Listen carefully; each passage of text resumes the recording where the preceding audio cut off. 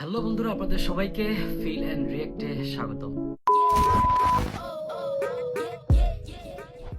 নতুন ঘটনার ভিড়ে আজকাল একটা ভয় খুব কাজ করে। আমরা কি ওসমান হাদি ভাইকে ভুলে যেতে বসেছি? এই প্রশ্নটি প্রত্যেকটা সময়, প্রত্যেকটা মুহূর্ত আমার বিবেককে নাড়িয়ে দিয়ে ওঠে। আমি জানি ভুলে যাওয়া আমরা ইচ্ছা করা হয় না। জীবন আমাদেরকে টেনে নিয়ে যায় জীবনের গতিতে। প্রত্যেক দিনের নতুন নতুন খবর, নতুন ক্ষোভ, নতুন শোক আমাদেরকে অতীতের কথা ভুলে যেতে বাধ্য করে। কিন্তু একটা কথা খুব পরিষ্কার, কিছু মানুষকে ভুলে যাওয়াটা শুধু স্মৃতির ব্যর্থতা না, এটা আমাদের ভেতরের সাহসটা ধীরে ধীরে কমে যাওয়ার নাম। প্রিয় শহীদ ওসমান হাদি ভাই আমার কাছে ঠিক তেমনই একজন মানুষ।